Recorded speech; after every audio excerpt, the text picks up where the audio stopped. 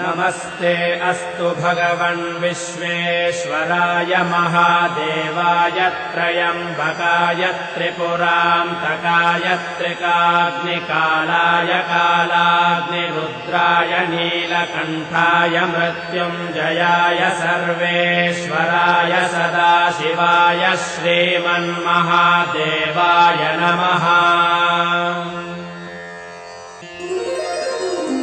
नमस्ते अस्तु भगवन् विश्वेश्वराय महादेवाय त्रयम्बकाय त्रिपुरान्तकाय त्रिकाग्निकालाय कालाग्निरुद्राय नीलकण्ठाय मृत्युञ्जयाय सर्वेश्वराय सदाशिवाय श्रीमन्महादेवाय नमः।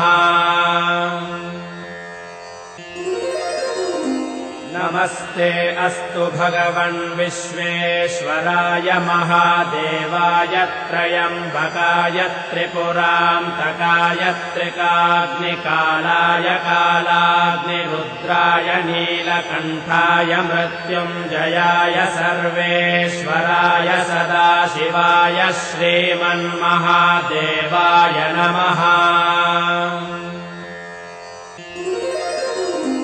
नमस्ते अस्तु भगवन् विश्वेश्वराय महादेवाय त्रयम्बकाय त्रिपुरान्तकाय त्रिकाग्निकालाय कालाग्निरुद्राय नीलकण्ठाय मृत्युञ्जयाय सर्वेश्वराय सदाशिवाय श्रीमन्महादेवाय नमः।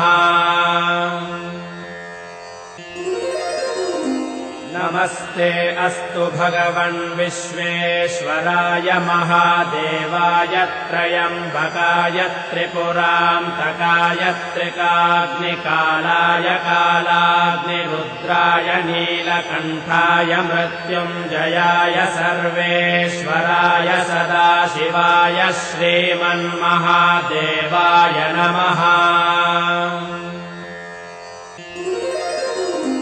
नमस्ते अस्तु भगवन् विश्वेश्वराय महादेवाय त्रयम्बकाय त्रिपुरान्तकाय त्रिकाग्निकालाय कालाग्निरुद्राय नीलकण्ठाय मृत्युञ्जयाय सर्वेश्वराय सदाशिवाय श्रीमन्महादेवाय नमः।